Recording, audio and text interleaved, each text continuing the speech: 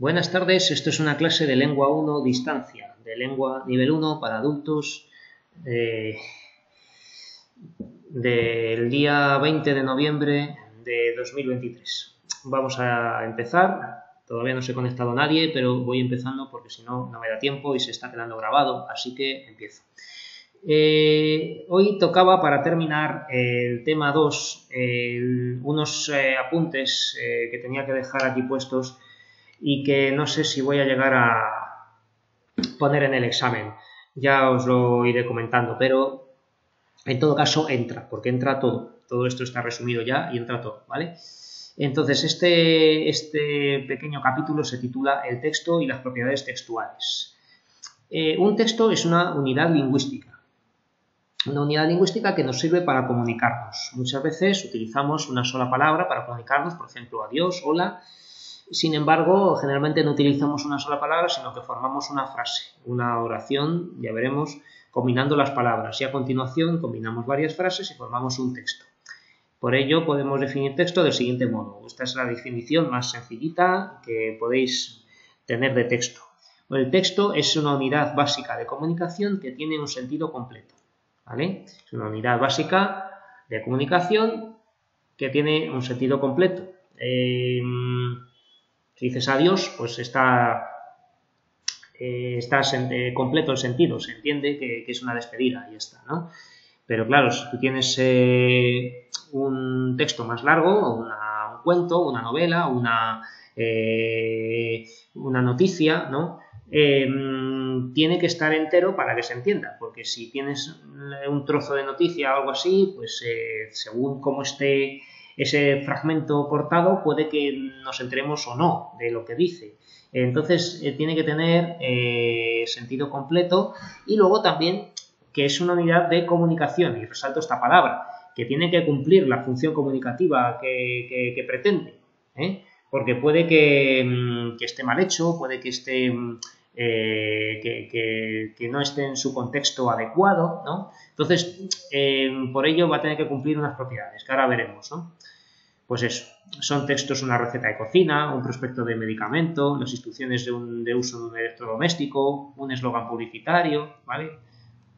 Los textos pueden ser, pues, casi cualquier cosa que esté terminada, por así decir, y que esté hecha para una función comunicativa concreta. Bueno, entonces, tenemos aquí otro título que es la adecuación, coherencia y la cohesión. Y se nos dice aquí que un texto no es un conjunto de frases. Debe tener estas características: adecuación, coherencia y cohesión. La adecuación tiene que ver con la situación en la que se produce. Un texto tiene adecuación si se adapta a la situación comunicativa en donde se produce, ¿vale? Un texto tiene que ser adecuado a su situación comunicativa. No se puede dar una clase de lengua en el público de un partido de fútbol, por ejemplo. No se puede dar clase de lengua ahí. No se puede retransmitir un partido de fútbol viendo la tele en clase de lengua. O no se puede hacer, no sé, explicar una teoría científica en un bar lleno de gente hablando a voces. No, o sea, el texto tiene que ser adecuado a su situación comunicativa. O incluso, si nos ponemos ya más precisos, no se puede decir cualquier cosa o alguna cosa en la actualidad que vivimos que hace 10 o 20 o 30 años, ¿no? Que a lo mejor sí se podía. Y cosas que se podían hacer entonces no se pueden hacer ahora, ¿no? Hay cosas que no se pueden decir, ¿verdad? Pues eso también es la adecuación. La situación actual también es parte de esas circunstancias que pueden permitir que se produzca un acto de lenguaje, la comunicación de un emisor o receptor, y que antes a lo mejor se podía y ahora no, o al revés, ¿no? O antes no se podía decir algo y ahora sí se puede, ¿vale? O sea que eso tiene que ver con esas circunstancias y con la situación comunicativa. Bueno, la coherencia tiene que ver con las ideas. Es decir, las ideas de un texto deben aparecer de forma clara y ordenada, siguiendo un proceso lógico.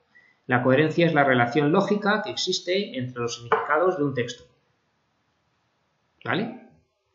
Entonces, el resumen y el tema, y también falta aquí por poner la estructura, ¿vale? El resumen, tema y la estructura tienen que ver con la coherencia, ¿vale? Y la estructura interna, ¿vale? Tienen que ver con la coherencia. Es la relación lógica entre los significados o las partes de un texto. Y si no está bien hecho el texto, no va a tener coherencia. Claro, eso aquí está, lo más importante es esto del tema, habréis oído hablar o habréis dicho, o habréis visto a veces que alguien que os está hablando o a lo mejor una persona cercana, lo que sea, con quien tenéis confianza, se quiere ir por las ramas para no contestar a la pregunta que tú le has hecho o la explicación que está dando. Entonces le tienes que decir, te estás saliendo del tema, ¿no? Cuando alguien se está yendo del tema o está sacando un segundo tema que entra en conflicto con el primer tema, está siendo incoherente, ¿vale? O sea que esto es la clave de la coherencia, lo que se llama unidad temática, mantener el mismo tema, ¿vale? Unidad temática, ¿vale? El texto tiene que cumplir el texto, a ver, que no sé qué pasa aquí, creo que se ha hecho interferencia con el ratón, vale.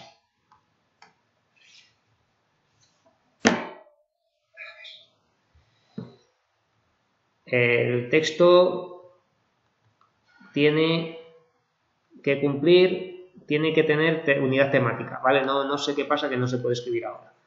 Vale, bueno, no pasa nada.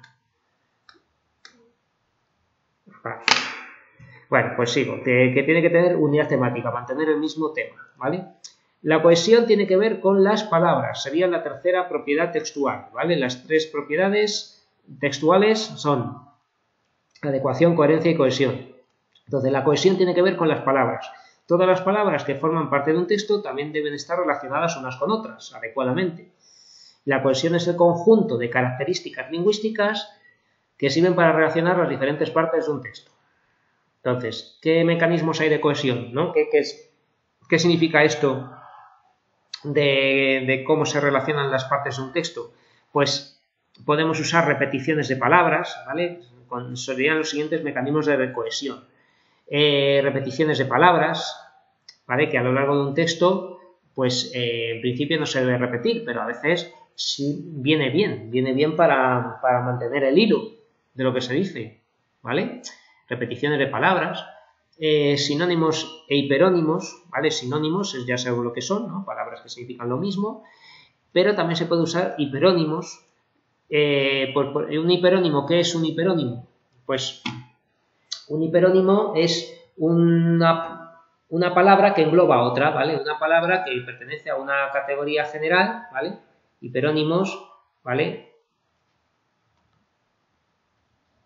Un hiperónimo sería, por ejemplo, fruta, ¿vale? Y un hipónimo es la categoría particular, ¿vale? El hipónimo de fruta sería, por ejemplo, pera, manzana,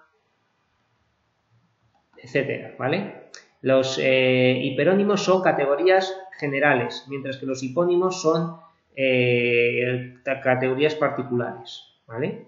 Hiperónimo, fruta. O si dices, por ejemplo, árbol, ¿no? Árbol, puedes decir olmo, pino, abeto, etcétera. Entonces, cuando estás escribiendo, ¿no? Y estamos usando mecanismos de cohesión, puedes decir, el pino es un árbol de hoja perenne, ¿no? Claro, entonces ya estás diciendo, el pino es un árbol, y luego ya a lo mejor no quieres repetir el pino, y dices tú, este árbol, ¿vale? Dices, y no estamos usando un sinónimo, ¿vale? Porque un hiperónimo no es un sinónimo, es un término equivalente en el texto, pero que no significa lo mismo, no es lo mismo árbol que pino, ¿vale? Entonces, cuando dices, este este árbol habita en las faldas de las montañas desde los 800 metros de altitud hasta los 1300, bueno, pues eso sería una manera de usar otra palabra para no decir el pino. Habita en las faldas de las montañas desde los 800 metros hasta los 1300, ¿no? O sea, que es una manera de no repetir la palabra, ¿vale? Esto del hiperónimo. Hay un procedimiento muy frecuente que es la sustitución. En español las palabras que sirven para sustituir a otras se llaman pronombres, ¿vale? Que podemos usar pronombres, podemos usar también sinónimos,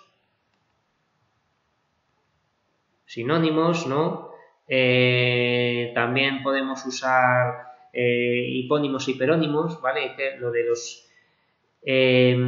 la sustitución, hipónimos e hiperónimos. ¿Vale? La sustitución es cambiar un término por otro, entonces puede haber sinónimos, hiperónimos, hipónimos, términos equivalentes.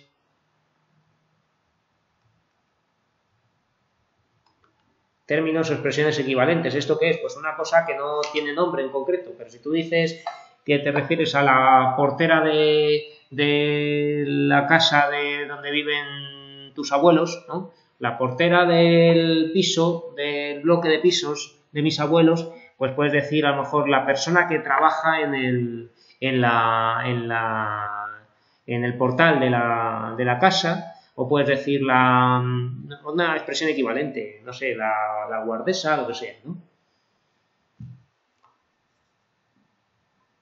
Bueno, y luego por último tendríamos los conectores, que son mecanismos muy frecuentes, o los más frecuentes, que normalmente son las conjunciones, porque aunque sí, ¿vale? Ese tipo de palabra que son las conjunciones, que son las que menos sabéis de momento.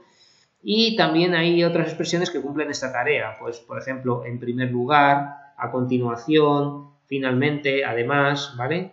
Estos se llaman conectores discursivos, que ya lo veremos, o conectores textuales, a continuación, finalmente, además, y no las analizamos sintácticamente, sino que decimos que en el texto funcionan de conectores, ¿vale? En principio.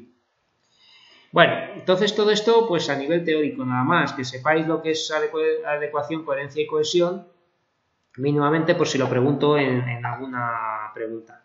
Pero todavía vosotros no vais a analizar esto en un texto, me parece, que es mucho para nivel 1.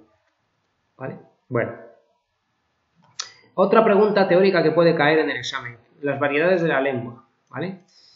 ¿Qué es una lengua? Pues una lengua es una manifestación concreta del lenguaje. Se entiende que el lenguaje es la facultad o la capacidad de hablar, mientras que lengua es una manifestación concreta del lenguaje. Se dice que el español, por ejemplo, es una lengua, no un lenguaje, ¿vale? No se dice lenguaje, es una lengua, ¿vale? Ejemplos de lenguas son español, portugués, francés, italiano, catalán, gallego, vasco, ¿vale? Pero también hay dialectos, que son variedades dentro de una lengua. El andaluz, el valenciano, ¿vale? El andaluz es un dialecto del castellano o de español. El valenciano es un dialecto del catalán, ¿eh?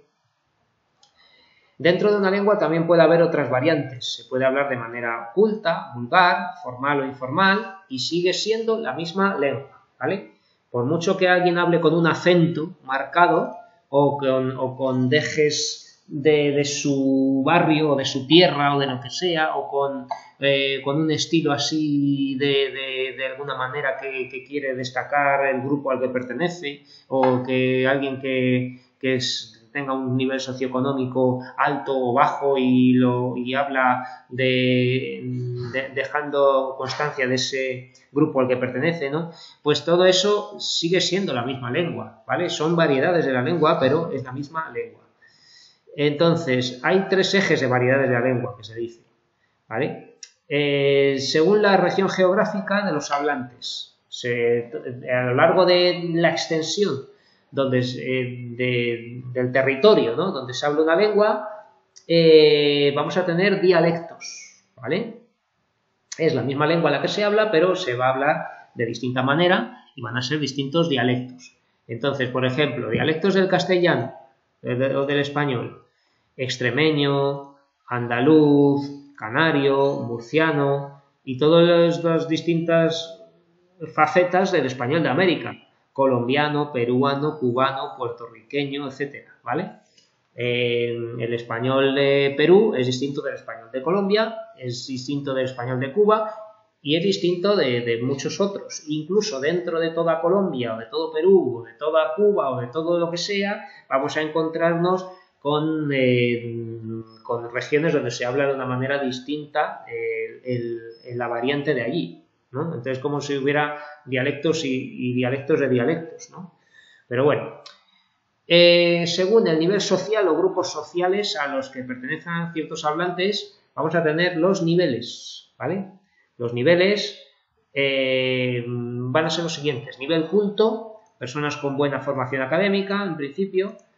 Nivel vulgar, son personas que no pueden evitar errores, que hablan mal inconscientemente y no se les quita porque no estudiaron de jóvenes y no les sale, no pueden evitar errores, ¿vale? Es el típico de me se ha caído, de la concreta o de palabras así mal dichas, el mal uso de tiempos verbales,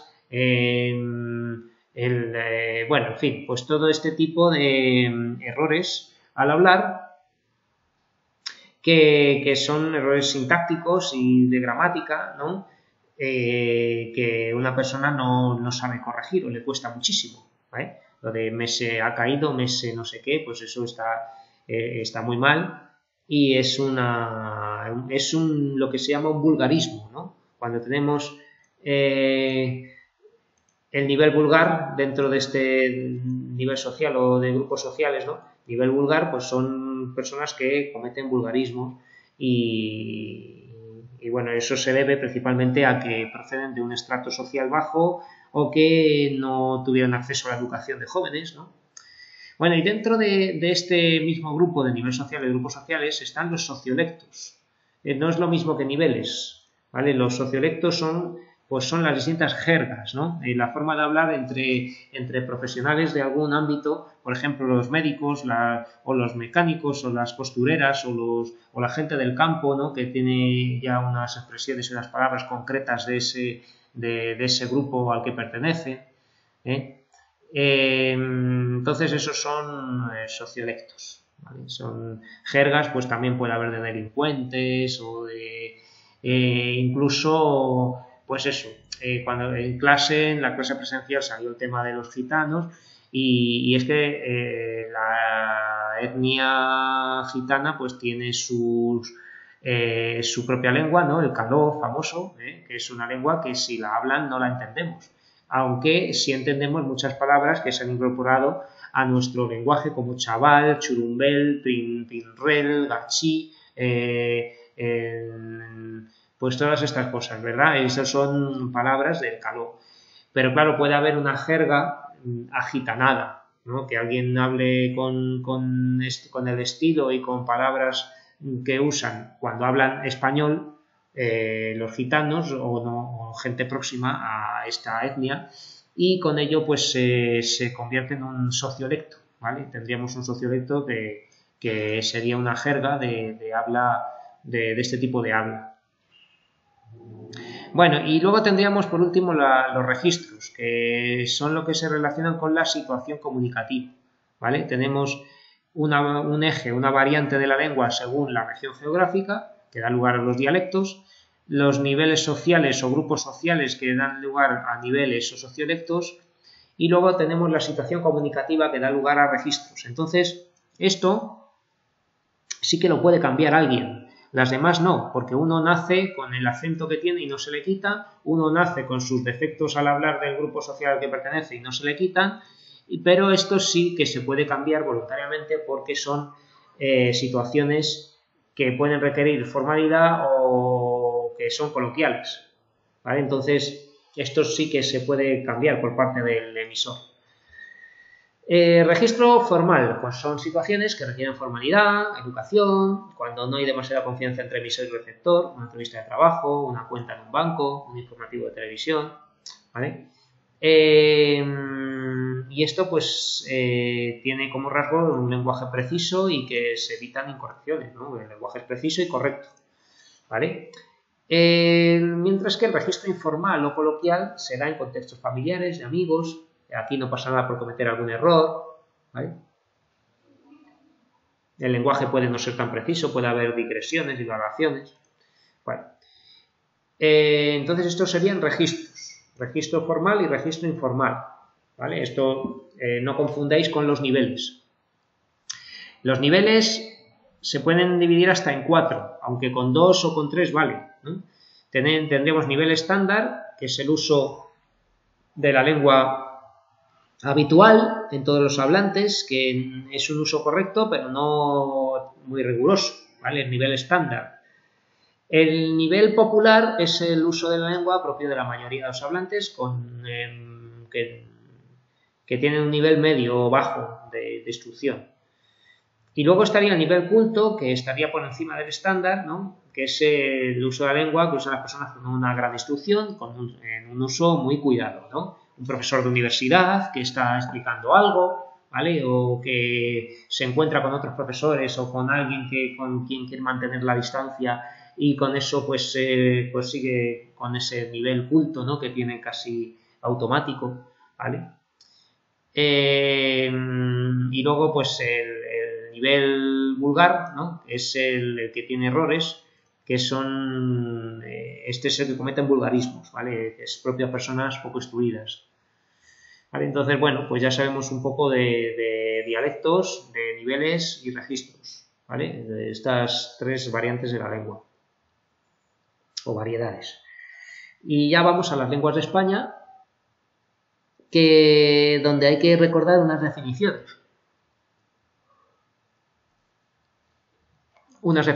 Esto sí que puede ser preguntas de examen también, ¿vale? ¿Qué es una lengua oficial? Pues es aquella lengua propia de un país, la cual se utiliza para la comunicación oficial en todo su territorio.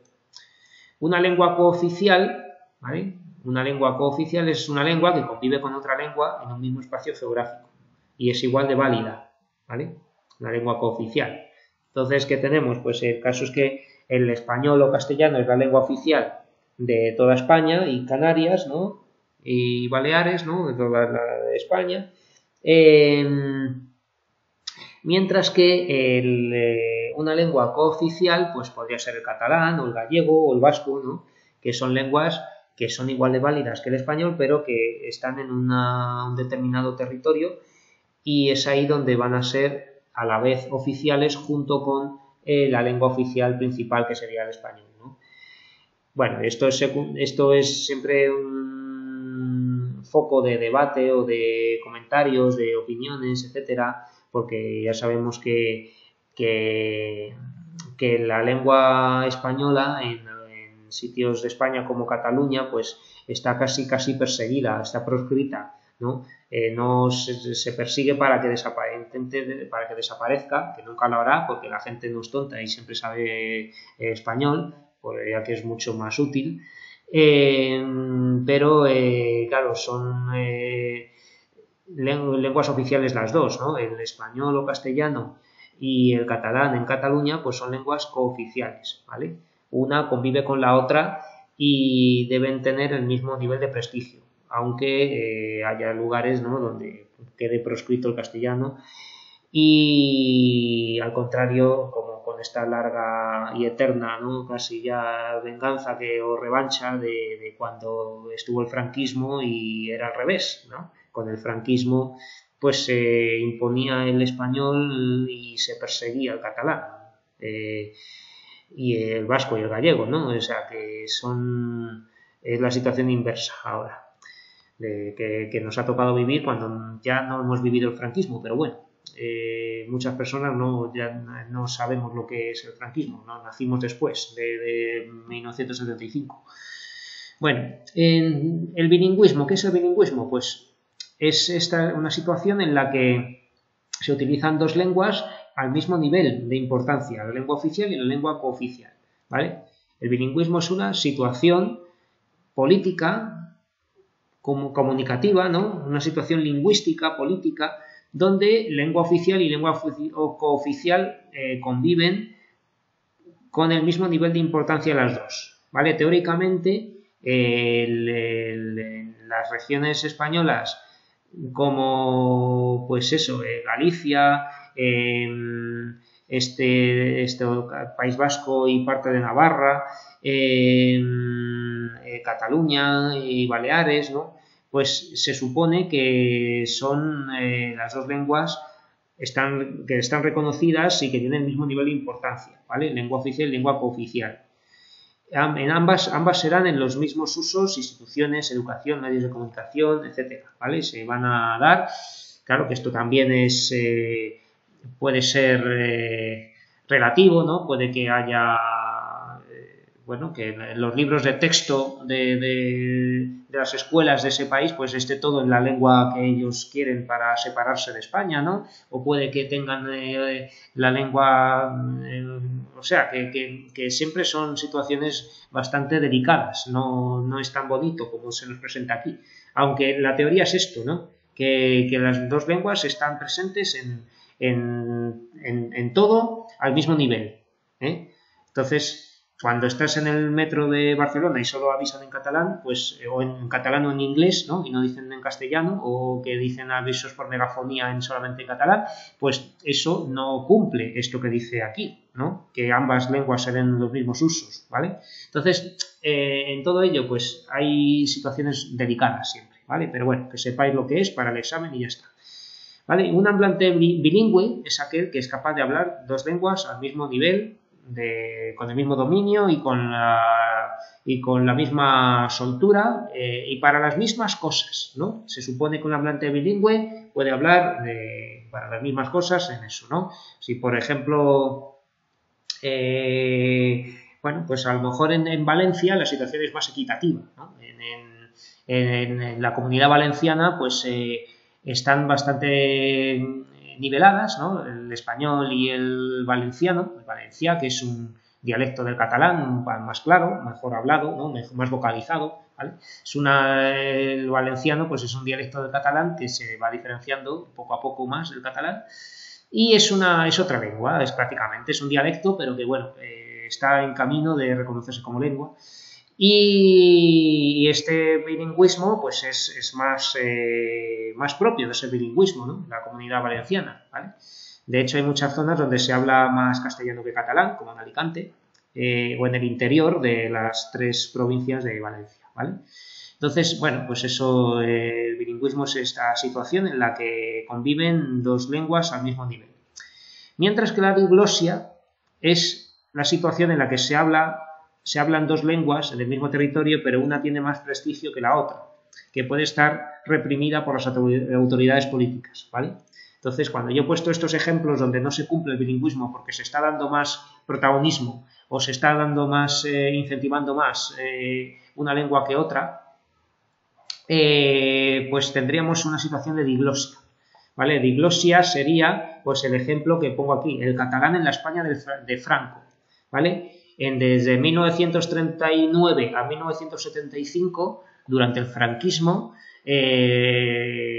como se proponía tener un Estado centralizado, se reprimía el uso de las lenguas cooficiales, ¿no? Como catalán, gallego y vasco, que se cercaban o se reducían a un ámbito familiar, ¿no? La gente en su casa o entre amigos hablaba tranquilamente catalán, se mantenía la lengua, no pasaba nada, se podía perder un poquito, pero siempre se mantenía entre la gente, mientras que todos los documentos oficiales, comunicaciones oficiales, la televisión, etcétera, los periódicos estaban en castellano, ¿vale? Entonces, eso era una situación de diglosia, porque se daba más importancia, se valoraba más el castellano que el catalán, ¿vale? Y ahora, como digo, pues hay situaciones inversas, ¿no? Hay situaciones de diglosia puntuales, momentáneas, cuestionables también, incluso, ¿no? Porque esto que estoy diciendo yo tendría que comprobarlo bien, ¿no? Pero que sepáis lo que es bilingüismo y lo que es diglosia, porque pues son cosas muy distintas, ¿eh? Por ejemplo, en Irlanda, ¿no? Se habla inglés, todo el mundo habla inglés y todo el mundo sabe que el inglés es la lengua más útil, más importante, porque la hablan muchísimos millones de hablantes y claro, sin embargo, Irlanda, como tiene que tener su identidad y conservar sus tradiciones, sus costumbres, toda su historia, ¿no? Y pues también tiene el gaélico, la lengua de Irlanda, ¿no? La propia, pues una especie pues eso, de celta, de gaélico, ¿no? Que se habla en Irlanda, ¿vale? Y esa lengua pues también se enseña en las escuelas, también aparece en letreros, en carteles, en medios de comunicación un poquito, ¿no? ¿Vale? Pues esa lengua nunca va a estar al mismo nivel que el inglés. El inglés es mucho más potente, ¿vale? El inglés es mucho más poderoso. Por mucho que la gente quiera decir cosas en gaélico, en Irlanda, pues el inglés es la lengua vehicular principal. El inglés, todo el mundo sabe que es más útil el inglés si hablan inglés, ¿no? Alguien que no sepa inglés no va a ninguna parte, ¿vale? En Irlanda, ¿vale? En Escocia o en Gales, ¿no? En lugares de estos de Inglaterra, del Reino Unido, donde también tienen mucha diferencia cultural, pues tampoco son tontos y todo el mundo habla inglés perfectamente, ¿no? Con un poco más o menos de acento, pero bueno, ¿vale? Pues eso son situaciones de diglosia. ¿Y qué pasa ahora en Rusia, ¿no? Y en las zonas de Ucrania que se están rusificando? Pues que hay una diglosia, ¿no? En caso de que hablaran ucraniano, pues ese ucraniano va a quedar relegado a un segundo plano, al ámbito familiar, y la lengua vehicular principal va a ser el ruso, ¿vale? ¿Por qué? Pues porque han ganado una guerra y porque el ruso lo hablan 150 millones de personas y el ucraniano pues lo hablarán 40, ¿no? Entonces, es una lengua que tiene más potencia, ¿no? Es una lengua y además, sobre todo, la de las armas, que si están ganando la guerra, pues se va a imponer el ruso, ¿vale? El ucraniano se quedará en segundo plano. Bueno, ¿cuáles son las lenguas de España? Pues castellano, catalán, gallego y vasco, ¿vale? Estas son las 4 lenguas de España. Ahora bien, bueno, que al vasco le llamen euskera, pues también es válido, ¿vale? Pero que nadie me diga que no se dice vasco, porque se dice vasco, ¿vale? Que esto yo he estudiado en la universidad, ¿vale? Por favor, que el vasco y el euskera es lo mismo, ¿vale? No está mal decir la lengua vasca o el vasco, ¿vale? Que todavía, bueno, en fin. Catalán, gallego, vasco y castellano, ¿vale? El castellano también se llama español. Se prefiere el uso de castellano en España, mientras que en ámbito internacional se suele decir español, ¿vale?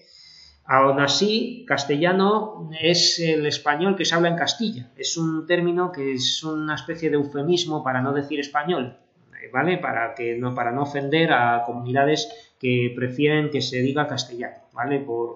Pero claro, un andaluz ¿qué habla? ¿Andaluz? Pues habla castellano también, habla español, ¿vale? En Asturias se habla español, en Galicia se habla español, en todas partes, ¿vale? Castellano pues es el término que se usa más o menos para el ámbito local, ¿no? Para dentro de España, pero bueno. Están añadiendo ahora el asturiano o bable, ¿vale? Dentro de Asturias es una autonomía que tiene también una fuerte identidad y que la está aumentando poco a poco. Y esta identidad pues la marca como siempre con el idioma, ¿no? Entonces si llegáis por la carretera vais a empezar a ver carteles en la carretera donde pone Oviedo y pone también barra Ovieu, ¿no? Ovieu para decir Oviedo o Gijón con X, ¿no? Para decir Gijón, ¿vale? Y muchos sitios y muchos carteles y muchas cosas y muchos y gente incluso pues que habla directamente asturiano, ¿no? Que se entiende perfectamente porque parece, pues es todo pues finales en U, ¿no? Del quesu, no sé qué, o sea que es una lengua que es para marcar más o menos, sobre todo, la identidad de los asturianos y que, bueno, pues que yo os recomiendo que si algún asturiano escucha esto, pues que no pierda de vista el español, por favor, porque es la lengua más que funciona mejor para entendernos todos dentro de nuestro ámbito nacional, ¿vale?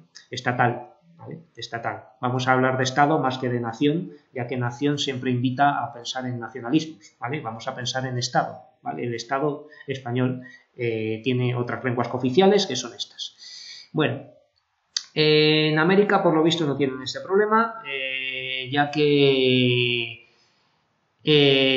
todos hablan español, ¿no? Quedan reductos de lenguas precolombinas, el quechua, el chicha, el náhuatl, ¿no?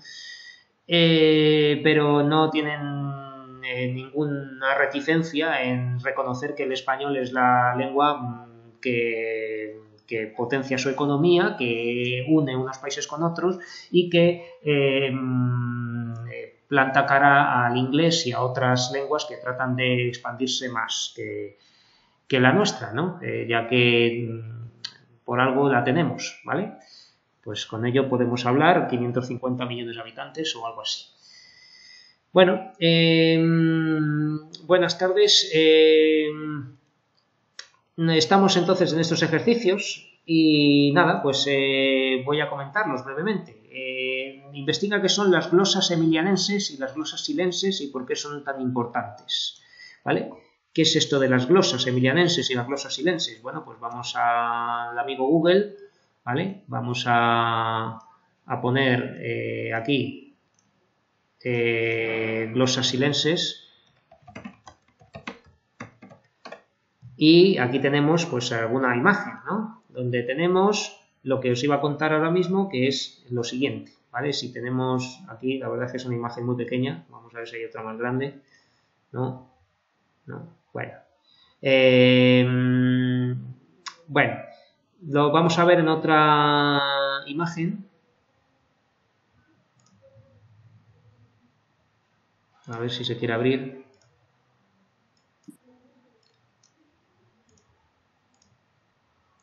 Vale, espera, se ha abierto una página que no queríamos. Bueno, en todo caso, vamos a ver las glosas emilianenses que se ven mejor. Aquí en esta imagen, que sí que podéis ver, ¿vale? Aquí tenemos esto es lo que yo buscaba. ¿Vale? Esto es un texto en latín, ¿vale? Es un códice, es un manuscrito escrito en un monasterio, ¿vale? Es un texto escrito por monjes en un monasterio y está en latín, ¿vale? Y está con una caligrafía gótica que casi no entendemos, ¿vale? No me voy a intentar para leerlo, pero lo que voy a contaros es qué eran las glosas y entonces tenemos que irnos a un margen y aquí tenemos esto que está escrito por algún monje aquí a la derecha, ¿vale? En este margen, ¿no? Aquí a veces sobre las palabras, pero aquí tenemos hasta un pequeño párrafo escrito por un monje que leía este libro, ¿no? Entonces, esto es una glosa, ¿vale? Una glosa es un comentario, es un apunte, una nota, un comentario que se escribe en otro libro, ¿vale? Glosar es comentar. Entonces, una glosa es esto, un comentario que ha hecho alguien en un libro, ¿no? Y como quien escribe en el margen o lo que sea. De hecho, están muchas de ellas en los márgenes. ¿Vale? Entonces, en el monasterio de San Millán, que vamos a ver aquí ahora mismo, ¿vale? Vamos a poner para que veáis lo que es, a ver si quiere funcionar esto. Monasterio de San Millán de la Cogolla, ¿vale? Tenemos dos monasterios, el de Suso y el de Yuso, que significan arriba y abajo, ¿vale? Este que vemos aquí aquí tenemos en esta imagen a la derecha el monasterio de Yuso, ¿vale? Yuso significa abajo, ¿vale? En español medieval, ¿vale? Significa abajo, ¿vale? De hecho, el apellido de nuestra presidenta de la Comunidad de Madrid, Ayuso, significa también que hacia de abajo, ¿no? Como decir Ayuso es Pero bueno, Yuso significa abajo. Entonces, este monasterio está abajo. ¿Por qué? Porque este otro es el que está arriba, que es más chiquitito, más antiguo, y este fue el primer monasterio que hubo en la zona, ¿vale? Un monasterio donde unos cuantos monjes empezaron viviendo en cuevas, porque aquí había cuevas en la pared esta, empezaron a edificar unos pequeños muros y al final acabaron haciendo una iglesia con arcos, con un ábside, con lo que sea, ¿no? Pero claro, era una comunidad monástica, había monjes que vivían aquí y que tenían sus votos de castidad, de obediencia, de ciertas cosas, ¿no? Y ya después, con el tiempo, pues se hizo el monasterio de abajo, este tan grande, enorme, ¿no? Donde se llevaron los restos del santo San Millán, ¿no? Que es el que estaba aquí, ¿vale? Un santo que bueno, que luego ya... Bueno, entonces, ¿qué pasa? Pues que aquí, en este monasterio, es donde aparecieron estas glosas, ¿vale?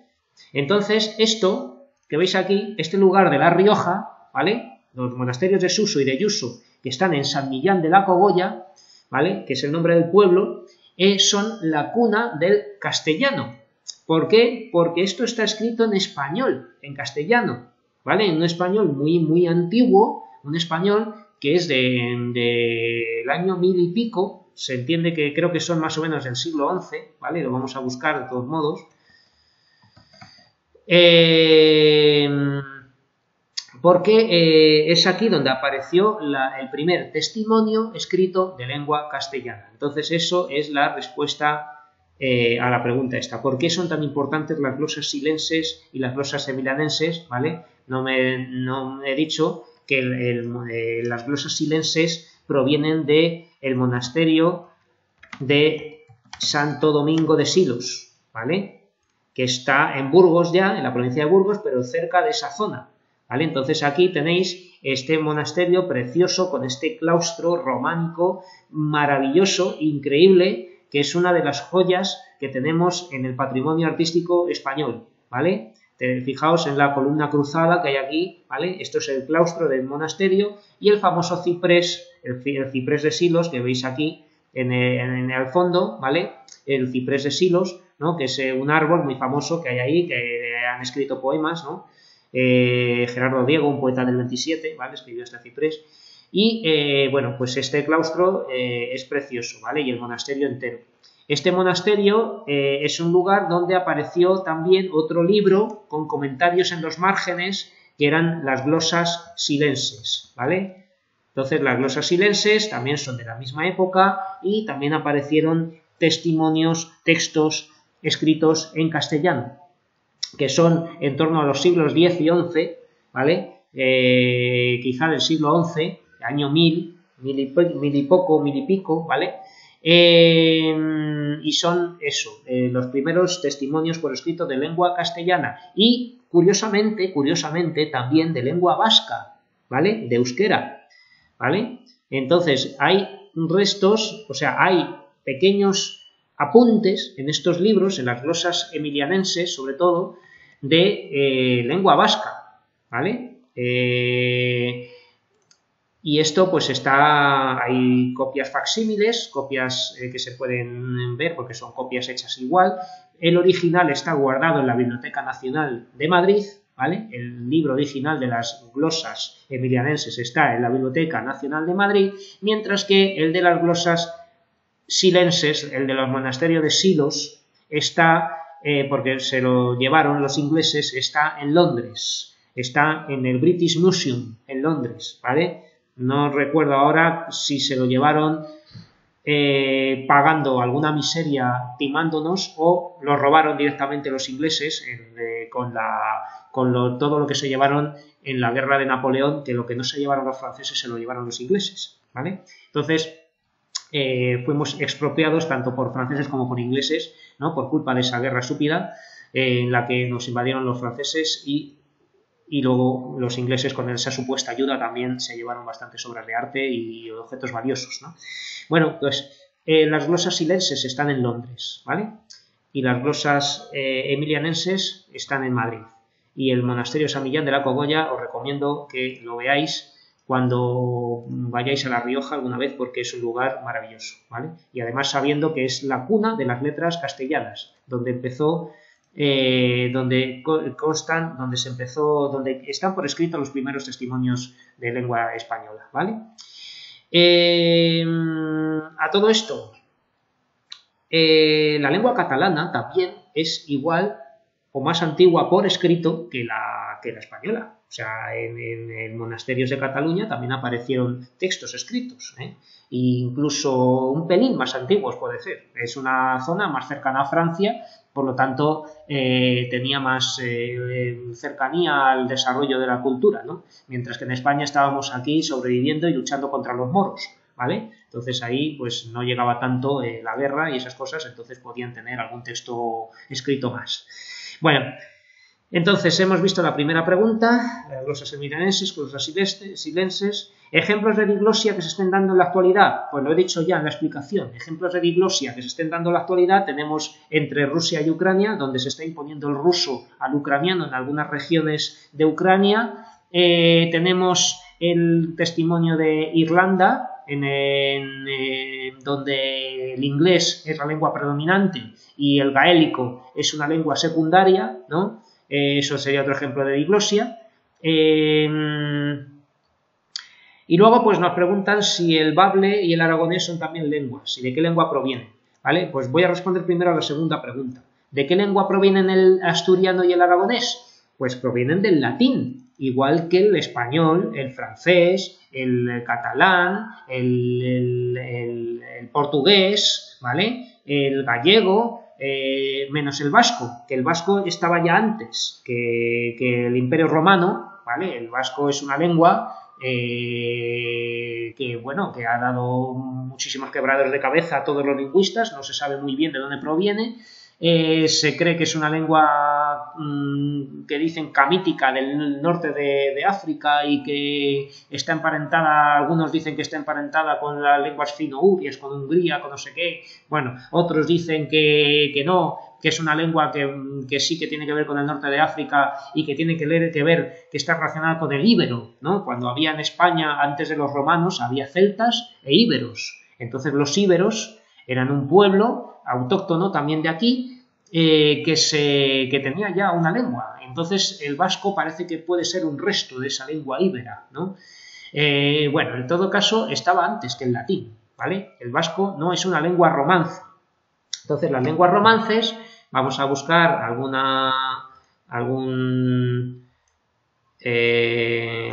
árbol lingüístico, ¿vale? A ver si tenemos aquí alguna... bueno, pues tenemos aquí algún mapa, ¿no? Pues aquí, por ejemplo, veis, no tiene mucha definición esto, vamos a hacerlo más grande.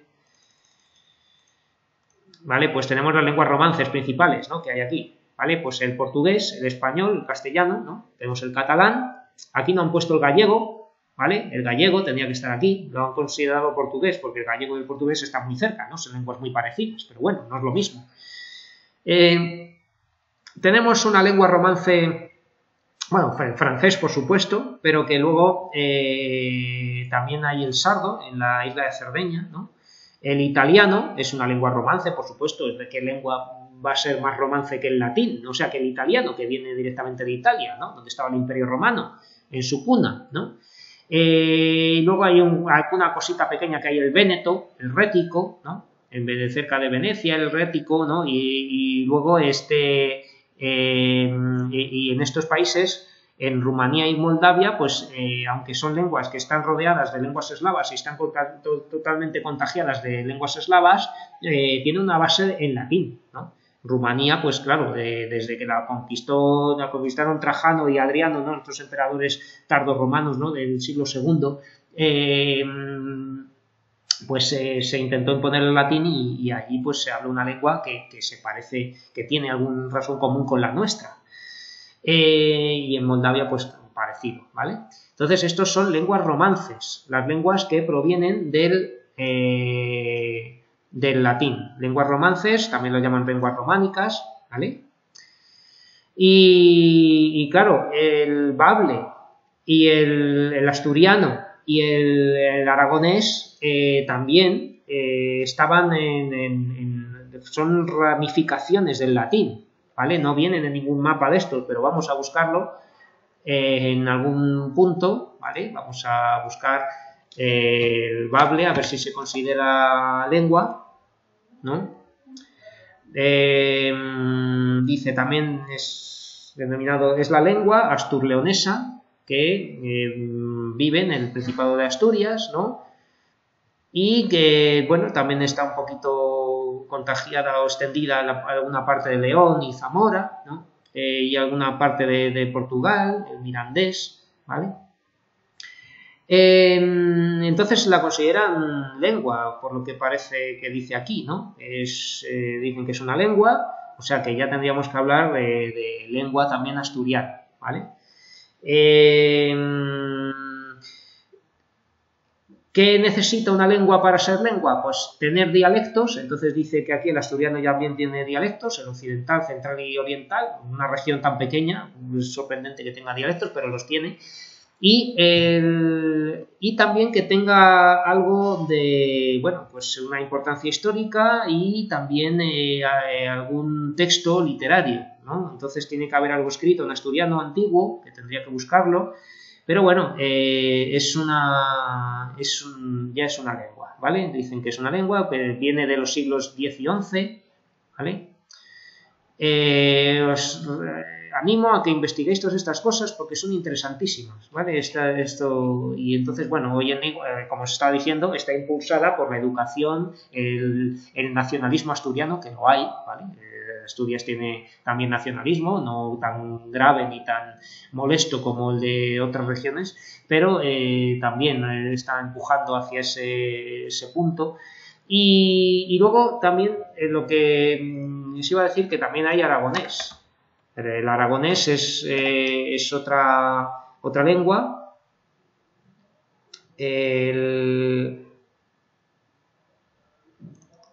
Esto, ¿vale? El idioma aragonés, que quieren decir que es un idioma también, una lengua, pues se habla en la parte de Huesca, en los Pirineos, y prácticamente, bueno, pues es que realmente no se habla. Lo que pasa es que se ha revitalizado ahora por esto de la identidad cultural de distintos lugares, ¿no? Entonces, si es verdad que aquí se habla en todo esto rojo aragonés, pues yo no lo he visto, y voy mucho por ahí, pero bueno, que sí que hay carteles donde ponen cosas en aragonés, ¿vale? Y puede que haya algún pueblo, alguna persona donde tenga algunas palabras que mezcle español y aragonés, ¿no? Es cierto que existe, que es un reducto que de una fragmentación más del latín, una ramificación más del latín, de cuando el latín pasó al latín vulgar, luego vinieron los árabes y tal, se aislaron unos lugares, unos valles y otros, y se distanció más la lengua del latín y ya aparecen las lenguas romances, ¿no? Y estas lenguas romances como el castellano, el catalán, etcétera, pues incluían también aragonés, ¿vale? Aragonés, que es un trocito, un resto de lengua romance, ¿no? De lengua descendiente del latín, ¿vale? Bueno, pues me he dejado, no me ha dado tiempo a contar el español de América, pero podéis leerlo enseguida, ¿vale? Lo podéis leer en casa, porque ya termino la clase, me quedan 3 minutos. Esta diferenciación es interesante de Hispanoamérica, Iberoamérica, Latinoamérica y Sudamérica, ¿no?